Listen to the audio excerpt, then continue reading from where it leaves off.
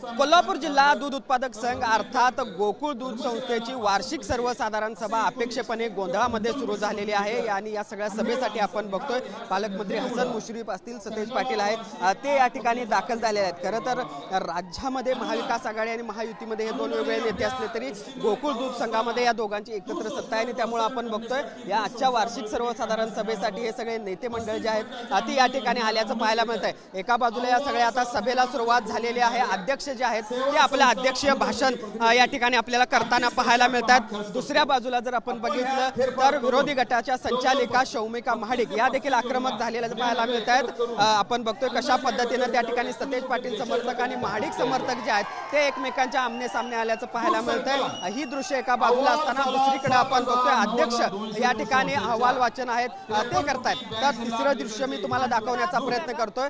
या सगळ्या गोकुळ दूध संघाचे जे नेते आहेत हसन मुश्रीफ आणि सतेज पाटील हे देखील या सगळ्या सभेच्या निमित्तानं दाखल झाले आहेत। खरं तर विरोधकांनी आरोप केलेले आहेत बोगस दूध संस्था वाढवल्या गेल्या आणि त्यामुळेच दूध संकलन देखील वाढलेलं नाही अशा पद्धतीचा आरोप होतोय। या सगळ्या आरोपांना हे सगळे नेते मंडळी काय उत्तर देतात हे देखील पाहणं महत्त्वाचं असणार आहे। मात्र तुर्तास आपण बघतोय आता या सगळ्या गोकुळ दूध संघाच्या वार्षिक सर्वसाधारण सभेला अपेक्षेप्रमाणे गोंधळामध्ये सुरुवात झालेली आहे आणि ही सगळी सभा जी आहे गोंधळामध्ये सुरू असल्याचं चित्र देखील पाहायला मिळते आणि या सगळ्या दूध संघाचे नेते सतेज पाटील आणि हसन मुश्रीफ एकत्रितरित्या या सगळ्या सभेसाठी देखील हजर झाल्याचं पाहायला मिळतंय। सुनील काटकर, भूषण पाटील, TV9 मराठी, कोल्हापूर।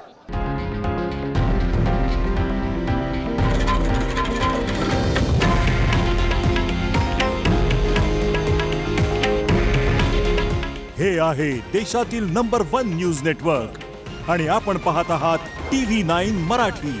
काळजी तुमची, हित महाराष्ट्राचं।